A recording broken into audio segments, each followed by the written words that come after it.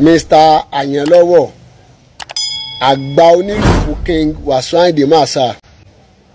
ojú gbà mí ti fún yín bá a bá bẹ́ràn wí ó yẹ ká lè bẹ́ràn wí gbogbo èèyàn láyé tí ó bá ti lè dá ẹnu rò tí ò ní sẹ́kọ́ńtọ̀ tí ò lárò jinlẹ̀ pé òní wá báyìí ni ọ̀la tó tún lè rí bákan gbogbo wọn ní ń wí mo wí wọn ní ń sọ mo sọ mo tó wí lọ́jọ́ ń wí ọlọ́mọdé ń tọ̀wọ́ sàn tí wọ́n fi kó mọ́ mo gàrí sí lọ́wọ́ ẹ̀yin gan tẹ́ ń sọ pé ẹ fẹ́ káyàn àgálù go gbìjà yín ẹ̀yin gan ọ̀tẹ̀ láti àyàn àgálù president Nigeria Drummers Association bàbá yẹn ṣe interview mo wo interview bàbá yẹn mo ń wo interview tẹ̀yìn náà látọjọ́ tíjà ẹ̀ ti bẹ̀rẹ̀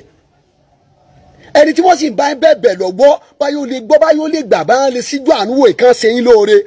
ẹ̀yin náà wá ṣe àwọn interview kan pẹ̀lú àwọn akọ̀ròyìn pẹ̀lú àwọn bloggers pẹ̀lú àwọn tiktokers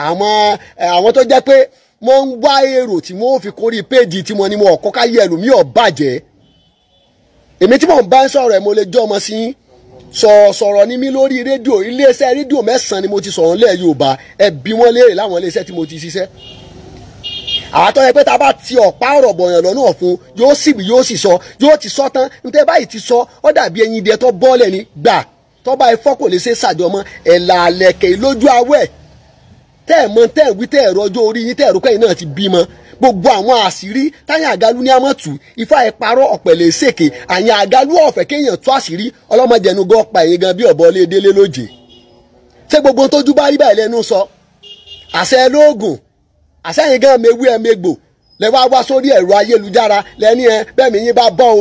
ọwọ́ Wasiu lọ́wọ́ à ń bẹ́ o kíní kankankan lẹ wá sí interview mo ṣe fídíò tán báyìí nílùú kò ríbi tí mo ti ṣe lánàá rè mo wá gbéra mo gba aládìpọ̀ lọ ní Mùṣín bí mo ṣe ń lọ lójú ọ̀nà mo wà lórí TikTok mo wá gbọ́ interview yẹn inú mi dẹ̀ bàjẹ́ wàhálà oríṣiríṣi àwọn èèyàn náà ti pè mí láti ìlú òyìnbó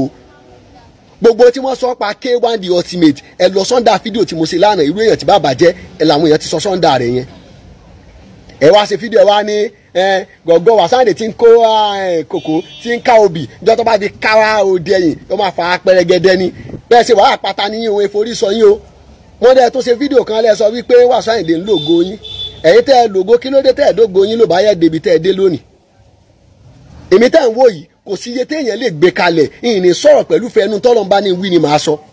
èmi mo ní má parí fídíò yìí tí wọ́n ní wà láì fídíò tí ń ṣe lọ́nà nu tó fi jẹ́ pé Ọlọ́run ìjọ ọ̀la mọ̀tá àkù tá a máa gọ sábẹ́ ẹ̀ka kan àdàbàlẹ̀ mi ìwọ̀nà ní àkùngbẹ̀ ẹ̀bí náà bá ń jó ẹ̀yọ́ oko tèmi ń lọ ni kò sí bẹ́yẹn gbé náà kárí máa bá a sọ bọ́ bá dìbò tọrọ máa sọ nínú ẹbí tí mo ti wọ́n mọ̀ pé mi ò lówó kì í tó máa ń fòótọ́ àwọn ni Cosby ni ẹ pé yóò sọ fún yín kọ̀mọ̀ yẹn kan lè yẹn sóòótọ́ ọ̀rọ̀ fún kí ló dé tágbà yín sọ̀rọ̀ bí èwe tẹ̀sí láńgbáláńgbá tẹ́wá ni ẹ ọgbọ́mọ kan lọ Paris ọgbọ́mọ yẹn sùn bẹ́ẹ̀ kí lọ́ọ́ tí àṣírí ni ayé àṣírí la wa bẹ́ẹ̀ bí mo ṣe wà yìí lójú àwọn kan tí mo dàbí ẹni pé wọ́n fẹ́ẹ́ lè máa fi mí wé tí wọ́n jẹ̀nu ayé àmì náà láwọn àṣírí kan sọ́dọ̀ àwọn èèyàn kan bàbá sọ pé àmútírí àmúsìgá àtẹ́tẹ́tẹ́ àṣesìnà àṣegbá àṣàgbó ó ní táwa náà ń ṣe tẹ́wẹ́ pé bẹ́ẹ̀ bá káà náà bẹ́ẹ̀ ni alágbájá tó ṣe sọ ayẹkọ́ jẹ́yìn tẹ́wọ́n tó àṣírí tọ́ lọ́ ń bò ẹ̀yin ò ṣe jẹ́ kọ́ lọ́n tó àṣírí Wasiu ó ṣe jẹ́nu tí wọ́n ṣe gbọ́ mo tó gbọ́ wọn tó lẹ́ sọ pé àwọn báyàwó yín sùn wọn bọ́ ọmọ yín sùn mo tó gbá àwọn yẹn ṣùgbọ́n èmi ò rí fídíò yẹn bọ̀ fídíò tẹ́ ẹ ṣe lánàá after tèmi drop fídíò tèmi tó bá jẹ́ pé àmì yòó tí ì pè mí ni fídíò tí mo drop ẹsẹ̀kẹsẹ̀ máa dìlì tẹ̀ bẹ́ẹ̀ mi ò mi mo fi sọ ṣé mo rí yín rí ni àmọ́ ṣe pé bá mo gbowó kan lọ́wọ́ yín táwọn sọ pé ẹ̀yin lẹ fún mi lówó pé kí n ṣe fídíò bí gbogbo àgbáyé ṣe ń bẹ̀bẹ̀ wípé ká bá yín bẹ̀bẹ̀ kí K1 the ultimate lè síjú àánú wò yín èmi náà ṣe fídíò àmẹ́nu ẹ̀ tọ́lọ́wọ́ gbà sàṣẹ sọ àyẹ̀ká jẹ́nu tí wọ́n ti máa gbọ́ gbóná dandan tán gbọ́ yẹn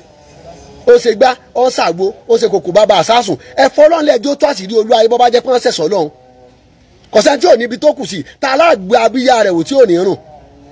olùkọ́ àgbà kan nǹkan kan lójú bọ́ọ̀dù ọmọ kan wá ń fọ́ táwọn ọmọ iléèwé tó kù ní ẹ máa wo adáàtì olùkọ́ wa bó ṣe wọ́ bọ́n bá ní kó náà bọ́ bẹ̀ tiẹ̀ náà wọ̀ lójú àwọn tí bá ń wò kọ̀sẹ́ tí ò níbi tó kù sí bàbá Ayanlowo ẹ mọ̀ ṣe interview pẹ̀lẹ́ ní bọ́ọ̀dì mọ́ àwa akọ̀ròyìn àwa asọ̀ròyìn àwa gangan náà pè ní ọ̀dọ̀nà ọ̀fun yọ̀yọ̀ dágbọ́ falẹ̀ tá a bá tọ̀pọ̀ ọ̀rọ̀ bọ̀ lọ́nà ọ̀fun ẹ̀wìn tí ọ̀yẹ́kẹ́ wí bẹ́ẹ̀ báyìí ti sọ́tàn báyìí bọ́ bá ti bẹ́yìn báyìí bọ́ọ̀lẹ̀ tó túká kò sí ṣàjọmọ́ ọ̀rọ̀ tẹ́ bá ti sọ báyìí bẹ́ẹ̀ bí bá dá jànà kù fọ́nrán òwú kan gbèdè olórí kan ní ìsìn ọ̀rọ̀ ẹnu ti ń kó bá ọlọ́mọdé ọ̀rọ̀ ẹnu kó bẹ́yìn náà ìmọ̀ tí mo ní tí mo lè yá nìyẹn òkè yá tètè lọ́ mọ́ tọrọ àforíjìn láwọn ibi tó ti yẹ kẹ́ ẹ tọrọ àforíjìn kì í sọ̀rọ̀ tẹ́ ẹ bá sọ pé olú ayé wàláì kẹ́ ẹ sọ pé olú ayé pààyàn àwọn kan bẹ wọn gbọ́dọ̀ ọjọ́ òkú ni kò sí bàjẹ́ rẹ̀ tẹ́ ẹ lé sọ ẹ sì mọ̀jà fira wa wéra wa àjùra wa lọ́nà ayé rà wá ní àjùra wọn lọ èmi ò sọpọ́ọ̀tì olú ayé o mo ti sòótọ́ ọ̀rọ̀ fún bàbá lánàá mo dẹ̀ mọ̀ pé fídíò yẹn go viral gan mo bá gùn kan gbọ́ mo bá wọn kan mọ̀ gbà wọn jẹ́nu sẹ́ẹ̀ wọn ò mọ̀ wọn mo rí wọn rí ni wọn ò mọ̀ mí ntí wọ́n sọ fẹ́yìn náà rèé bẹ́ẹ̀ bá ń perí irú wọn àwọn kan bẹ wọn èso ọba wọn èso ìjòyè ìlú àmọ́ ọlọ́run fúnra alára rẹ̀ nínú ayé ó ti pàtàkì wọn kò sì sí bàjẹ́ wọn tẹ́ ẹ lè sọ tẹ́ ẹ lè ṣe àbí aburú kan tẹ́ ẹ lè ṣe sírú wọn gbásìkò ọlọ́run bọ̀ ọ̀bà tó kò ní mú ọ sọ́dọ̀ tẹ́ ẹ wí nǹkan tó yẹ kẹ́ ẹ máa wí àwọn tí wọ́n ń fún tán interview yín àtàwọn ẹbí yín wọn ọ̀gbà ẹni mọ̀ràn gidi ọ̀nà tí yóò tún gbà jẹ́ kọjá àti ti ń jẹ́ tẹ́lẹ̀ lọ́nà tán gbà àgbà ẹni mọ̀ràn mo wí tèmi o kò sí ní tẹ́ ẹ ṣe òótọ́ ọ̀rọ̀ ni.